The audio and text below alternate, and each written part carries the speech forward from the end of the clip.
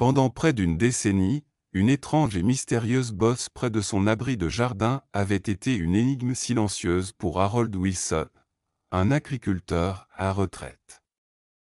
Lorsqu'il avait emménagé dans sa maison de banlieue, ce n'était qu'un petit monticule de terre à peine visible. Mais au fil des années, avec une force lente et presque imperceptible, il avait grossi, poussant à travers sa pelouse soigneusement entretenue. Un jour, Harold en eut assez. Il saisit sa pelle, bien décidé à résoudre le mystère bizarre de sa cour arrière, sans se douter qu'il allait déterrer un secret mortel et oublié de la Seconde Guerre mondiale. Mais avant de commencer notre histoire, n'oubliez pas de cliquer sur « J'aime », de vous abonner et d'activer la cloche pour ne rater aucune de nos incroyables histoires. Pour comprendre le mystère central de notre récit, cette bosse qui grossissait, il faut d'abord explorer l'une des forces géologiques les plus puissantes et les plus patientes de la nature, un phénomène appelé soulèvement par le gel. Dans les régions aux hivers froids, le sol est soumis à un cycle constant de gel et de dégel. Lorsque l'eau présente dans le sol gèle, elle se dilate avec une force incroyable. Cette expansion peut pousser la terre, les pavés, et même les fondations des bâtiments vers le haut. Mais la vraie magie opère lorsqu'un objet enterré entre en jeu, comme une pierre ou, dans notre histoire, une boîte métallique. Lors d'un gel profond, des cristaux de glace commencent à se former sous l'objet. Ces cristaux attirent davantage d'eau provenant du sol non gelé environnant, un processus appelé cryosuction. Cela forme une lentille de glace concentrée qui grandit sous l'objet, le soulevant lentement mais puissamment, de quelques millimètres chaque hiver. Puis, au printemps, lorsque la terre dégèle, l'objet ne redescend pas. L'espace sous lui est rapidement comblé par de petites pierres et des particules de terre. Il repose désormais sur une base légèrement plus haute. Ce cycle se répète, année après année. C'est un véritable élévateur hydraulique naturel au ralenti. En une décennie, ce processus peut faire remonter à la surface un objet profondément enfoui, créant un mystérieux monticule à la surface. C'est cette force silencieuse et puissante de la nature qui agissait, année après année, dans le jardin de Harold Wilson, ramenant lentement un dangereux secret du passé vers le présent. Le protagoniste de notre histoire, Harold Wilson, était un homme qui connaissait la terre.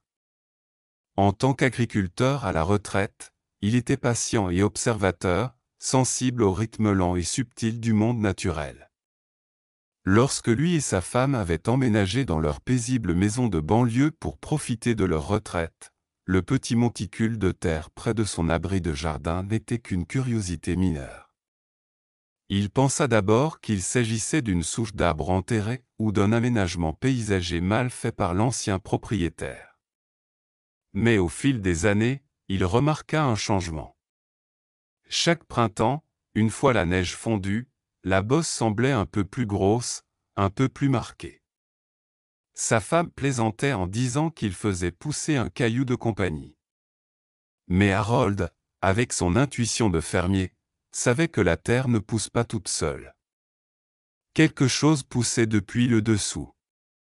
Après presque 10 ans à observer et se poser des questions, il décida qu'il était temps d'éclaircir ce mystère. Il s'arma d'une pelle solide et commença à creuser dans ce monticule mystérieux. Les premiers centimètres n'étaient que de la terre végétale et de l'argile, identique au reste de son jardin. Il pensa alors qu'il s'agissait peut-être d'une formation géologique étrange. Puis sa pelle heurta quelque chose de dur, avec un bruit métallique sourd qui vibra jusqu'à ses bras. Ce n'était pas le son étouffé d'une pierre. C'était le bruit clair de l'acier frappant l'acier. Excité, il creusa avec un regain d'énergie. Peu à peu, les contours d'un objet rectangulaire sombre apparurent. C'était une sorte de boîte métallique, rouillée et lourde. Elle ressemblait à une caisse de munitions militaires d'une époque révolue. Il parvint à dégager la boîte tout autour, et avec beaucoup d'efforts, à l'extraire du sol. Il recula pour reprendre son souffle et observa sa découverte, un vieux coffre militaire vert olive, du type qu'il avait vu dans les vieux films de guerre. Il pensa qu'il s'agissait simplement d'un vieux déchet enterré par l'ancien propriétaire. Mais il y avait quelque chose à l'intérieur. La boîte était fermée par 2 loquets rouillés. Le couvercle s'ouvrit dans un grincement métallique long et aigu. Il jeta un coup d'œil à l'intérieur, et son visage se vida instantanément de toute couleur. Ce n'était pas une boîte d'outils ou de souvenirs oubliés. Il vit la forme menaçante de vieilles munitions, des cartouches de fusil, et surtout plusieurs grenades à main de l'époque de la Seconde Guerre mondiale, en forme de grenades ananas. Harold recula en titubant, l'esprit en état de choc. Le paisible mystère de son jardin venait de se transformer en une affaire de vie ou de mort. Tremblant, il attrapa son téléphone et composa le numéro des urgences. Son appel fut suivi d'un court silence stupéfait, puis d'une série de questions rapides et pressantes du standardiste. La réaction fut immédiate et sérieuse. En quelques minutes, sa rue paisible fut envahie par les gyrophares des voitures de police. Les agents établirent un périmètre, évacuèrent Harold et sa femme, et sécurisèrent la zone. Mais ils n'étaient pas équipés pour ce genre de menace. Un appel fut passé à une base militaire voisine, et bientôt une équipe spécialisée de déminage, EOD, était en route. Ce qui avait commencé comme un simple projet de jardinage était désormais devenu une opération de déminage à grande échelle. L'histoire prenait un tournant, passant d'une découverte personnelle à un chapitre historique. Pour comprendre pourquoi un homme aurait enterré des grenades actives dans son propre jardin, il faut revenir à la fin de la Seconde Guerre mondiale. Des millions de jeunes soldats américains, appelés GIS, rentraient au pays après des années de conflits brutals en Europe et dans le Pacifique. Ils furent accueillis en héros, salués comme la plus grande génération. Mais derrière cette joie apparente, beaucoup portaient en eux des blessures invisibles. Ils avaient été témoins des horreurs de la guerre industrielle et rentraient dans une société civile incapable de comprendre ce qu'ils avaient vécu. À cette époque, le trouble de stress post-traumatique, TSPT, n'était pas reconnu. On attendait de ces hommes qu'ils tournent la page, trouvent un travail, fondent une famille, et se réintègrent sans difficulté. Beaucoup le firent, en érigeant un mur de silence autour de leur passé. Une manière courante, mais dangereuse, de conserver un lien avec cette période était de ramener des souvenirs, drapeaux ennemis, casques, baïonnettes, mais aussi armes de guerre.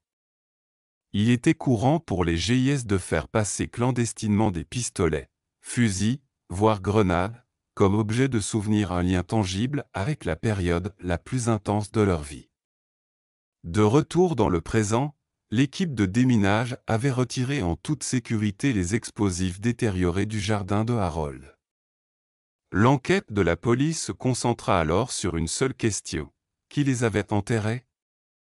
En étudiant l'historique de la maison, ils découvrirent que le premier propriétaire, celui qui l'avait construite à la fin des années 40, était un vétéran décoré de la Seconde Guerre mondiale, ayant servi dans le Pacifique. Il était décédé paisiblement dans les années 80, et sa famille avait revendu la maison des années plus tard. La police retrouva ses enfants, aujourd'hui âgés, pour les interroger. Ils décrivirent leur père comme un homme gentil, aimant, mais extrêmement réservé. Il possédait une boîte de médailles dans son bureau et une photo encadrée de son unité, mais n'avait jamais parlé de la guerre. C'était une porte fermée à double tour. Il n'avait aucune idée qu'il avait ramené, et encore moins enterré, des armes. La dernière pièce du puzzle se mit en place. Le vétéran, de retour du chaos, avait pris une décision secrète et profonde.